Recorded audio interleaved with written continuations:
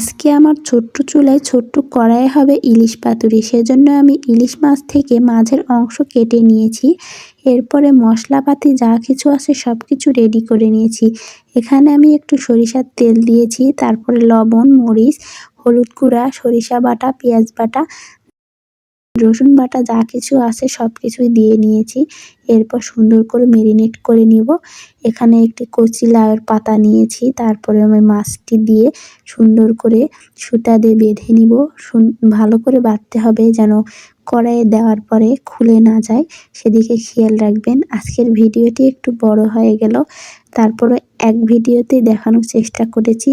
আপনারা সম্পূর্ণ ভিডিওটি অবশ্যই দেখবেন।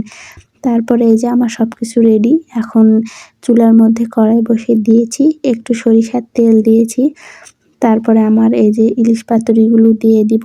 এরপর উল্টিয়ে পাল্টিয়ে সুন্দর করে ভেজে নিব। এটির স্মেল যা আসতেছিল না, মনে হয় আমি এখনই খেয়ে ফেলি। এই যে রান্না শেষ, এবার আমি একটা একটা করে উঠাই নিব। তারপর আপনাদেরকে আমি একটা খুলিয়ে দেখাই, দেখেন কেমন হয়েছে। আর গরম গরম ভাতের সাথে যদি এই ইলিশ পাতুরি থাকে তাহলে তো কোনো কথাই নেই। এক প্লেট ভাত নিমিষেই শেষ করা যাবে। আর এই যে দেখুন কতটা সুন্দর হয়েছে। আমি গরম গরম ভাতের সাথে খেয়েছি, অনেক মজা লেগেছিল।